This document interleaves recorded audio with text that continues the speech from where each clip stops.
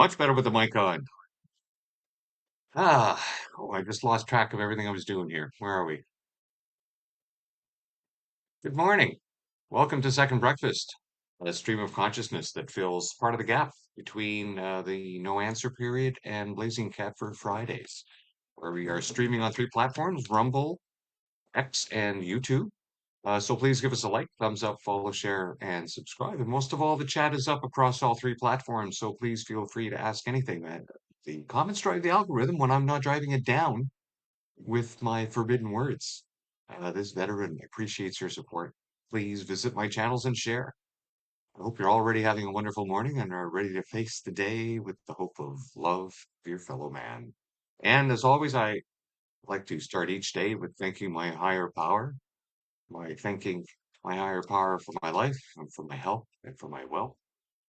And I always recommend that people pray for others, those that you love and those that you don't, because it makes it easier to handle them all. Pray to make things better for them.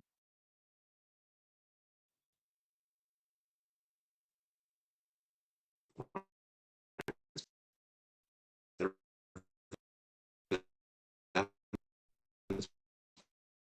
better for you. Afterwards, that's for help.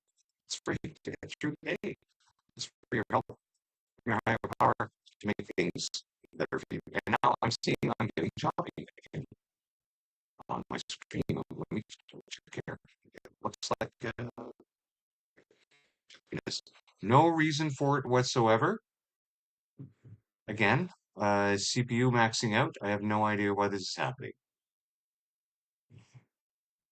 Okay, well, we're here, and thank you, Lord, for getting my stream. Okay, all right.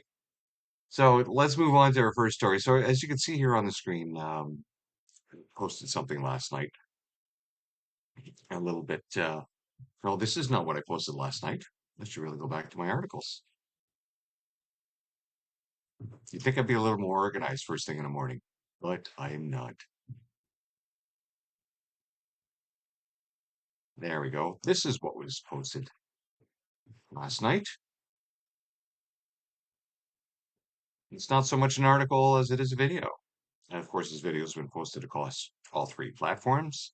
And it just really recaps what happened in the lower house yesterday in the House of Commons regarding how the Liberal Party has lost complete track of millions of migrants across Canada.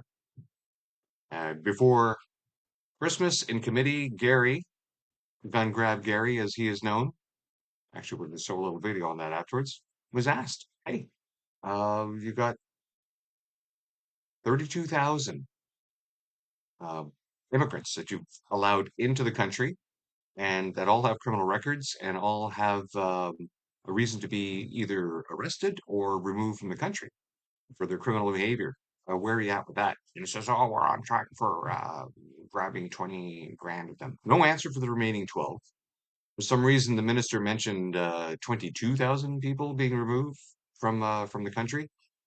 Maybe that's part of Gary's numbers, but it really doesn't address any of the other concerns. And of course, the minister was asked repeatedly, how many? How many are there? They have no clue.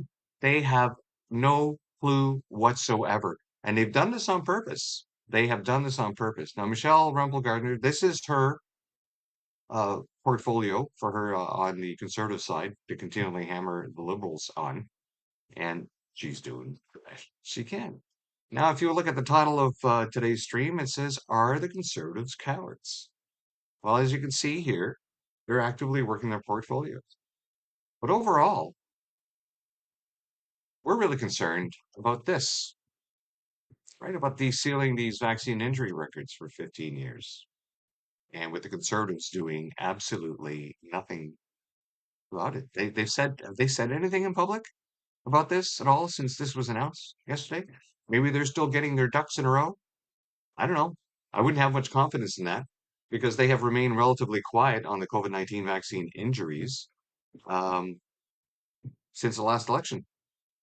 Aside from Leslyn Lewis mentioning it a few times, asking about the vaccine injury support program, there has been bupkis.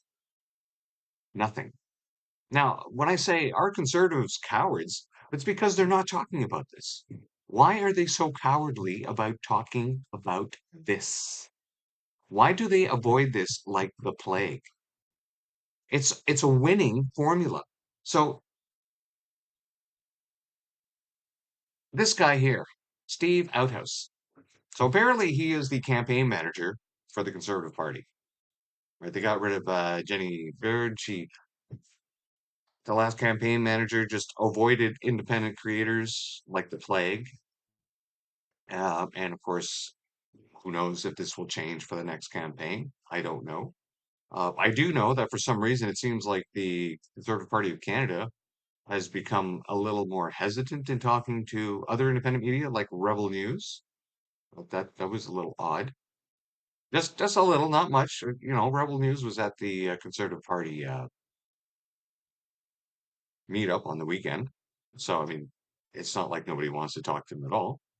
But overall, this guy here, Steve Outhouse, he has not had a media presence on X since, well, we see this here is at the top of his post.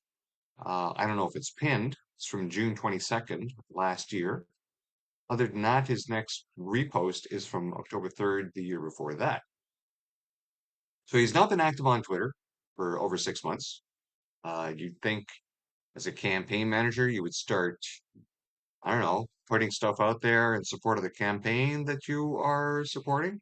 Or maybe that's for a different account, the account that deals with just campaigns, which is from his website, where the can be contacted to help with managing campaigns. Now he's had some success in Newfoundland and Alberta. There's some comments online about not so much success in New Brunswick. Some people being a little perturbed there. I don't know. This is secondhand information. I have no idea. But what I do know is that insofar in managing the the media message that is coming out of the Conservative Party, which I believe is part of his job, there has been zero information, zero statements on hiding the vaccine harms for 15 years. I mean, who does that? You coerce an entire nation into taking a medication and then you seal the records. What is going on and why are the conservatives so cowardly not talking about this? I mean, I've been hammering them since I started this channel and I've always asked, like, why are the liberals quiet on vaccine injuries? It's a winning formula, Steve. If you're listening, Steve, probably not. Nobody will ever watch this podcast. If you're listening, Steve, calling out the liberals for being the death cult that they are, for killing all these people by coercing them into this injection is a winning formula. You can say, look, they killed all these people. Why would you ever trust them again? They lied to you.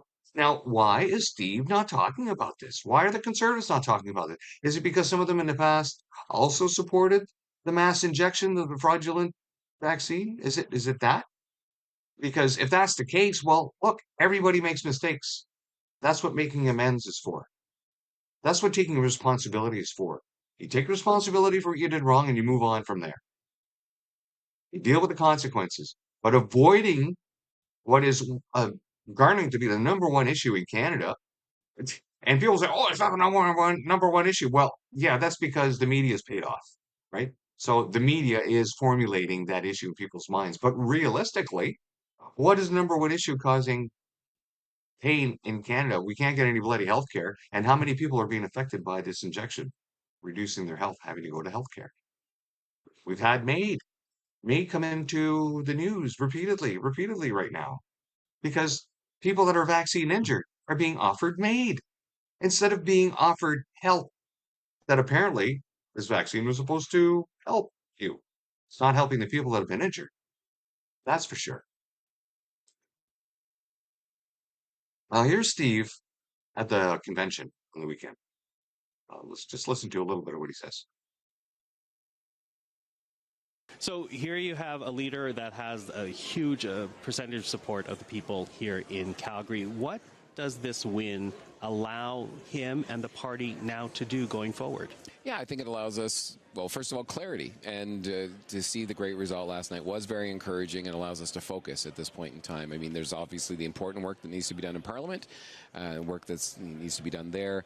And then, of course, for myself on the campaign side, you know, with the support behind the leader, we can focus on getting ready for that election whenever it's going to come. Yeah. Does it put to bed the questions, the doubts that came out of April 2025 when the party didn't win the election? Well, from my perspective, I mean, there's always only been one choice to lead us in the next election, and that's Pierre Poilievre. You know, I know it's good that we have that discussion, and we do that as a movement, and we do that as a party, and I think the vote does put that to rest. I mean, it's politics. There's always going to be people, and there's always going to be views, but we are now, I believe, united and working together and ready to go forward. So here you have a leader. Okay, so the party is united, like it was last time. United except for those that are injured and dying of the COVID-19 vaccine injection, I would say. And those people are increasing every year. So, Steve, this was done before this information was released that they were going to freeze the information. Maybe you will grow a set and start talking about what is really knocking off Canadian citizens, which is the death cult running this country. Speaking of death cults, there she is right there, the death cult leader herself, as a reminder, files sealed. Canada Proud asks, why do you think these files need to be hidden from the public for the next decade and a half? 15 bloody years, 15 bloody years. And of course, now it's like it's been 5 years since the stupidity, since the COVIDity stupidity. It's coming up on 5 years since people were injected, 20 years from the time people got injected to when the truth, they say, is going to come out. They say. Right? But I mean, if the Conservatives win the next election, will they unseal the files? I don't know. I don't have any confidence in that. I have zero confidence right now in the Conservative Party doing the right thing when it comes to the COVID-19 vaccine and the fallout. Zero. Zero, because know them by what they do. What have they done so far? Sweet FA. Sweet FA. Daniel T. Hort says here, because the Ad-Liberal Party is guilty of genocide by ignoring the evidence of CDC vaccine withdrawal protocols, now for political reasons can't admit injury caused GMO and mRNA technology. And there's a good point here. Stalin, Mao, and Hitler didn't murder millions of people. Their public sector workers did, willingly and gladly. Step into the showers, folks. Don't mind that the nozzles are dry. It's insane. Now, details emerging from the Carney's MOU with the UK, right? Why aren't the Conservatives talking about this? Buried in the small print, they both agree to hide the vaccine injuries and excess mortality. Yeah, because UK is doing the same thing, right? Government withholding data that may link COVID jab to excess deaths, arguing that the releasing the figures would lead to distress or anger of bereaved relatives if connections were discovered. You can't handle the truth. Yeah, that's the liberals for you. That's the far left for you. That's the cultural Marxists for you. That's National Socialism for you. The public health watchdog has been accused of cover-up after refusing to publish data that could link the COVID vaccine to excess deaths. Politicians don't work on truth, they work on lies. Yes, as of 2025, Mark Carney, in his capacity as Prime Minister of Canada, signed, overseen, and reaffirmed multiple memorandum of understanding and cooperation agreements with the United Kingdom to strengthen bilateral ties, like hiding COVID-19 vaccine death information.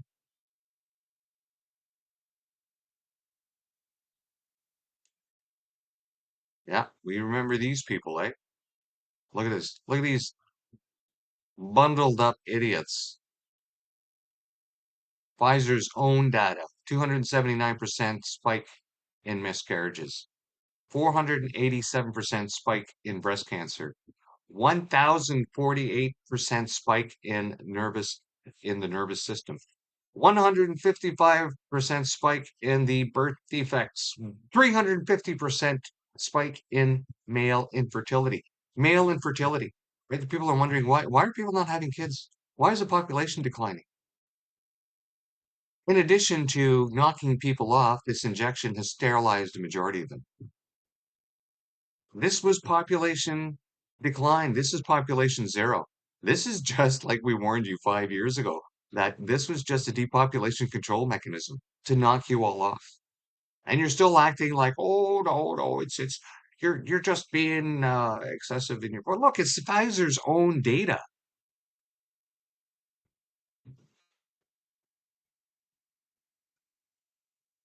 Now let's do another sad story of MAID.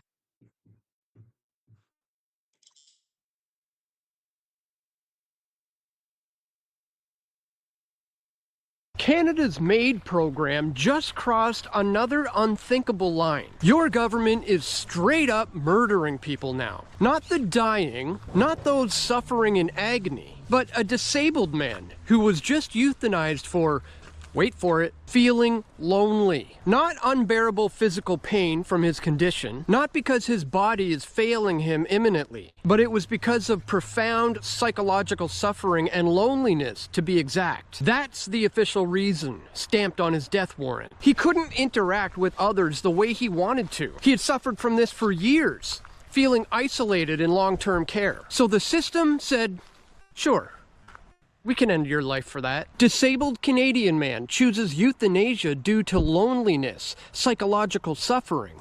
An Ontario man who had cerebral palsy but could move around by himself received approval for euthanasia, which he reportedly sought after suffering from a lack of human interaction. He could still move around independently and handle his own bathroom needs. He wasn't on the brink of physical death, but 2 months before, he stopped eating properly. He lived on supplemental drinks, and he got weaker. And instead of getting any real help, any real human connection, any real support to fight the loneliness, the doctors fast-tracked him to lethal injection. Some of the reviewers even flagged it, saying that his starvation looked a lot like suicidality. But nope, the system pushed it through anyways. This is not compassion, my friends. This is a cold-blooded culture of death, run by a government who treats human lives like disposable trash. MAID exploded 13-fold since 2016. It's the fastest growing assisted suicide program on the planet. And now, it's not just terminal cases. It's the lonely and the isolated, the disabled. Oh, how hard is it for Steve Outhouse, the campaign manager, to come out with a campaign slogan? The Liberal Party is a death cult. And of course, leftist heads will explode.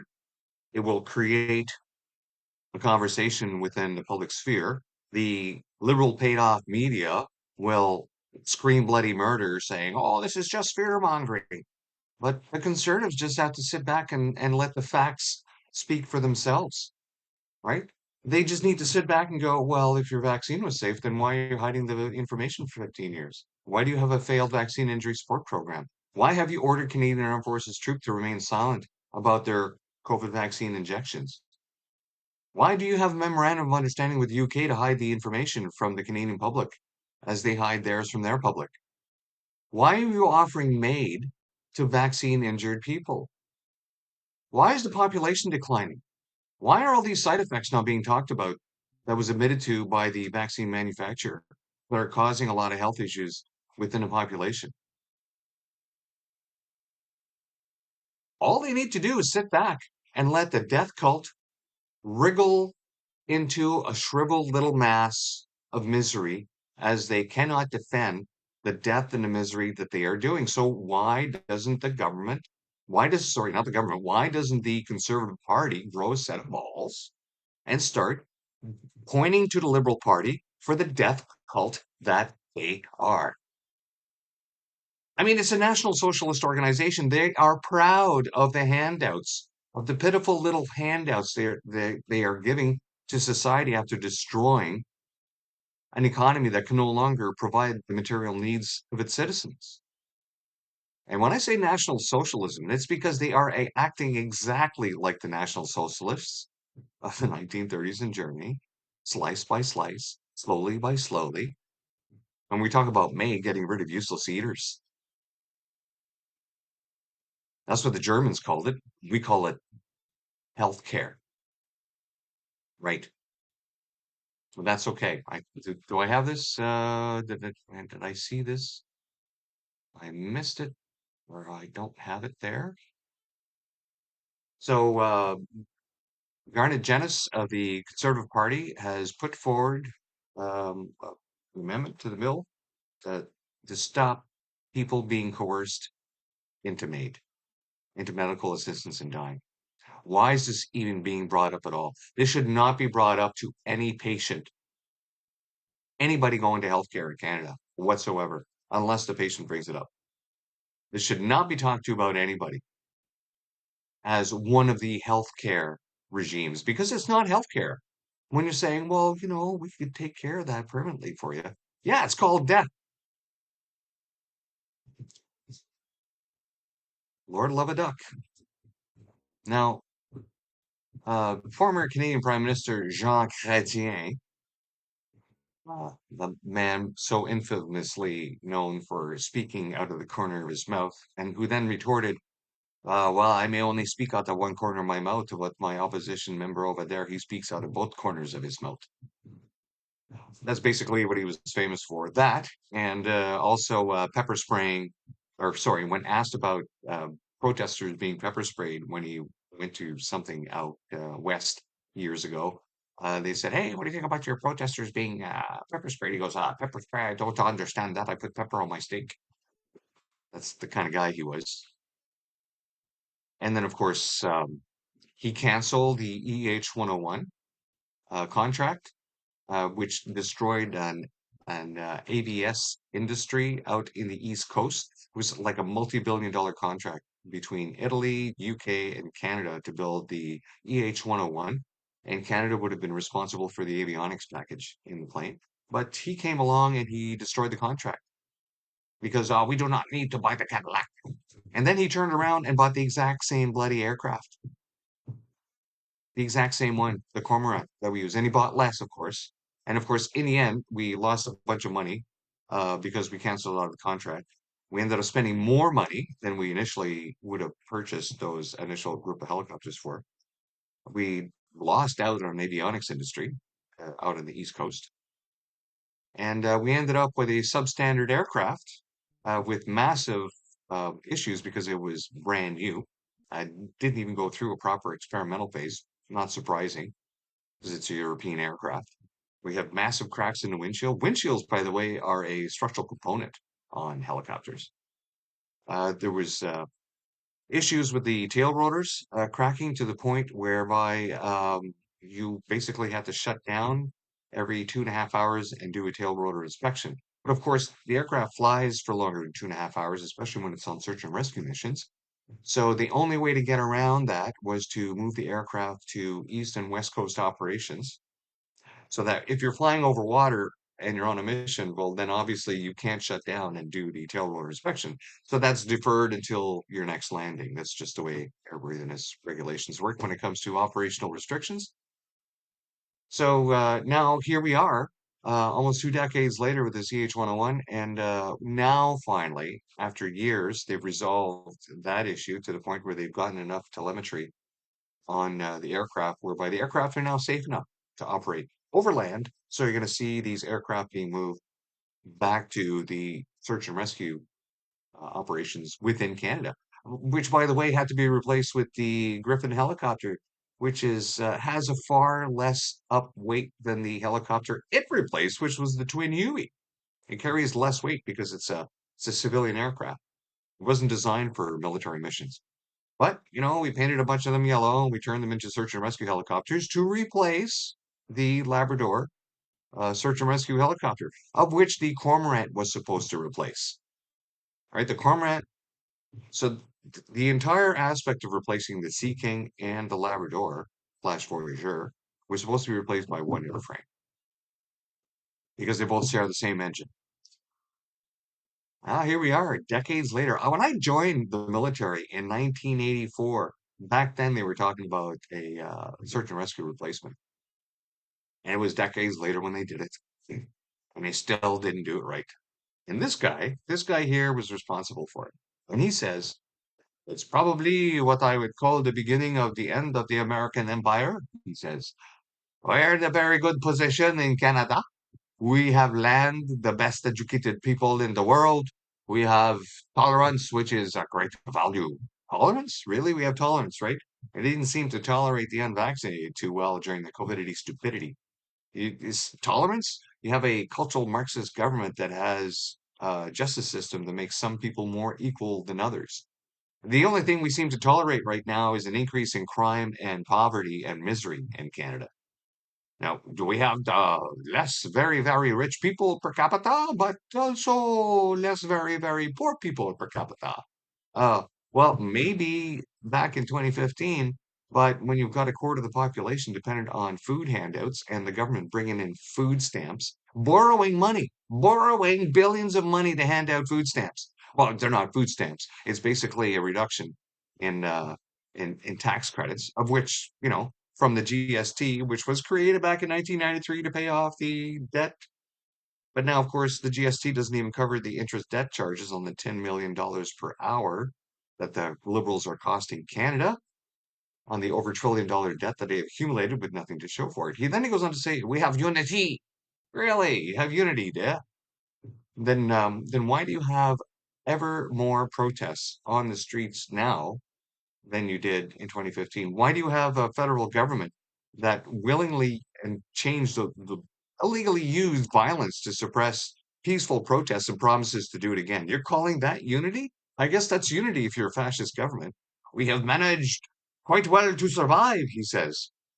Yes, if that's a measure of success, just to survive, then I guess that's liberal success. Trump has created a mood where Canadians have never been so proud to be Canadian. No, Trump didn't create that mood. What's been created is a mood of fear and hatred. When you unite a country around fear and hatred, you have what's called a national socialist country, like what the Liberals have done to Canada. They've created this atmosphere of fate. Oh, what's going on? Am I still up? Nope. Sorry about that. There we go. And I believe there's something else missing here.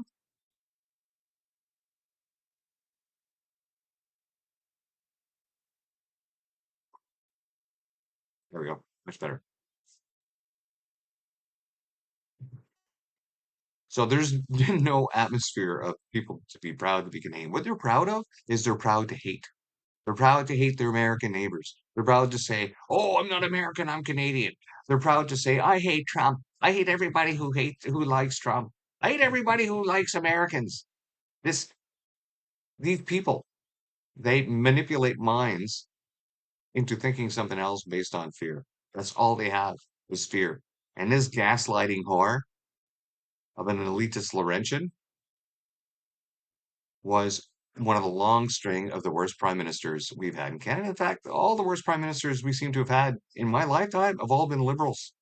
They have only caused misery and they've always destroyed the Canadian forces each time they were in power.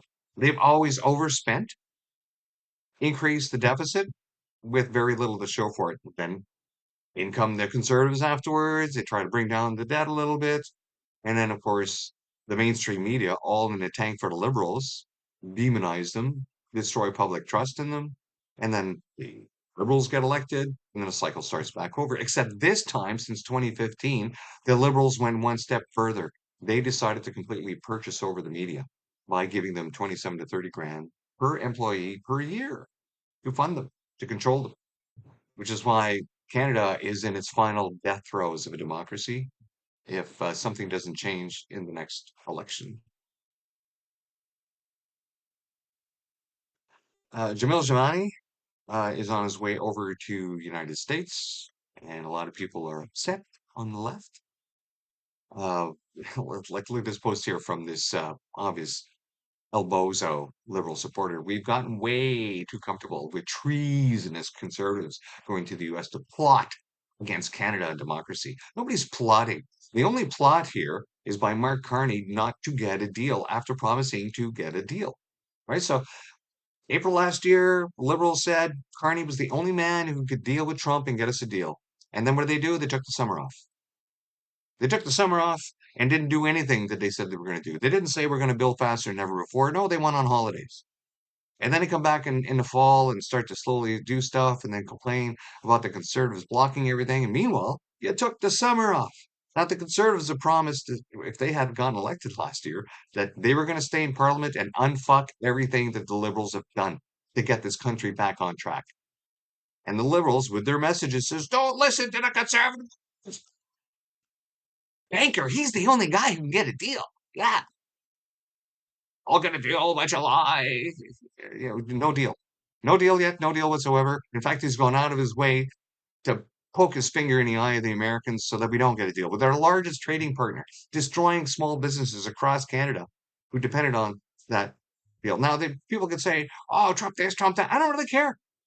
We can't control what the Americans are doing. What we can control is what Canada does. And what Canada's been doing is constantly driving a fear narrative instead of they're pointing their gaze at what the liberals are not doing. Right. So with Jamil here going over to the United States, that's embarrassing the liberals. And the liberals don't like it. They don't like it at all. Oh no. Jamil is poking his finger in their eye and saying, look, you promised to do this and you didn't do it. So you know what? I'm going to help you. I'm going to go down there and talk to the people I know because obviously you people are too incompetent to do it on your own. So we're going to give you a little helping hand. Right. So what's their response? Treason! Treason! Ah, right. So just love this. Hey, let's look at some of the commenters here. So we look at these people like this, right? Never Polyev, never conservatives, never Christo fascism. What the hell is Christo fascism? All I know is that there's been over 100 churches attacked and burned in Canada. So I don't know how well that Christo fascism is working out. All I know is that anti-Christian bigotry exists within federal policy. Yeah, you don't believe me? If you try to join the military, not that I'm saying anybody should because you have to take 3 jabs, but if somebody tried to join and they're a white Christian, well, you're going to be on a waiting list for quite a while because they have hiring standards that don't include white Christians. They have quotas to meet, right? They have to have so many people of a certain skin color, so many people of a religious and ideological background. And that does not include white Christians. Why? Because they are all people like this. Old white liberal pictures of their cats. Miserable old white women, probably childless. And the only thing that they have in their life is hate. They don't have love of their fellow man. They couldn't care less. They could not care less. And our final story for this morning. This sounds eerily like what Greece did during its debt crisis, forcing pension funds and banks to bail out national priorities, leading to massive losses for retirees. Thoughts? Hey, have I not been saying this on my channel forever? I believe I was talking about this on the no answer period last year in our pre-shows before question period. I mentioned it this year, and it's quite obvious because it's the last amount of money left in Canada. There's nothing else left. There's no more money left to invest. We're not attracting outside investors into Canada. Nobody wants to come to Canada and invest because of all the legislation the Liberals have put in. It's all anti-business. You can't get anything done here. And it was interesting that Conservative leader Pierre Poilievre mentioned at the convention on the weekend that there are more Canadians with businesses in the United States than there are Canadians with businesses in Canada. That should tell you something. How the hell did that happen? What kind of investment environment did the Liberals create whereby that is our reality now? It doesn't seem proper at all. Not at all. So Ottawa wants to get the bank's pension funds involved in affordable housing. So I've said it all along. The last thing they have left to do is rating the pensions. So if you go to Moose on a Loose and you watch him, he brings up his moose chart every once in a while. And if you go to his moose chart, he will show how all the pension fund heads across Canada all have these connections to Mark Carney. They've been slowly being put into these positions so that they can give their blessing to use those funds that they are managing to invest into Mark Carney's net zero funds. Yeah. And we know what happens with those net zero funds. They just give out huge dividends to the big investors. And as the funds disappear, and then there's nothing left because it's a Ponzi scheme. The warning is out there. Nobody's listening to this because independent media is suppressed and Main Street media, like these people right here, they're going to talk about it, but they're not going to give you the skinny. They're not going to tell you the true facts. They're not going to tell you who the managers are of these funds or their connection to Mark Carney or what they intend to do with the money or how the money has disappeared in the past with other funds, or especially this right here, like she said, eerily what happened in Greece, because we're heading down the same path. We're heading down the same path. No businesses, massive socialism being given to people until they think it's normal. So then when it's taken away, they're going to lose their minds because they have nothing left. Failing to remember that before the Liberals came into power in 2015, people used to be able to afford things. People used to be able to actually work in their careers and work towards a nice, good paying job and retire and buy a house and be able to afford food and all these things that no longer exist now, not only in Canada, but in the UK and Australia, because these three governments are all doing the same thing to the population, all three of them. And it's not by error, it's by design, and it's on purpose. And the scamdemic, it was all part of it. It was all part of the massive plan to diminish the size of the population, bring uncontrolled mass migration at the same time, institute cultural Marxism by changing the rules within government to make sure that some people are always more equal to others. And if anybody tries to speak up about it, well, they're marginalized and dismissed. At the same time, all these governments bring in special legislation to control media and censorship. Yeah, it's not by mistake. This is a full-blown National Socialist takeover headed by somebody else, controlled by somebody else out there. All these little puppets. Justin Trudeau was idiot king, as somebody likes to call him. He was uh, he was just the disposable one in the first place to get everything broken down, to get everyone focused on him instead of being focused on what the government was doing. And then they bring in the final closer, Mark Carney. Of course, by now they've got all the press lined up to give him the accolades and a positive message for the brainwashed, that the people that have been now completely brainwashed from the COVID stupidity through fear. So now all they had to do is be triggered by new fear mechanisms, replace the old fear of the anti-vaxxer with the new fear, which is the Trump. What are they going to do when they run out of fears? Well, guess what? They will turn that fear back to somebody else. The fact that they used that fear trigger by pitting Canadians against Canadians should tell you everything you need to know about who these people are. Well, this has been Second Breakfast. Thank you so much for coming to watch. And we'll be back tomorrow morning. I think we like doing this without a long intro. And see if we can get this going. And we do our outro this way. We'll get rid of that one. I think we have it. All right. We'll see you tomorrow. Bye bye.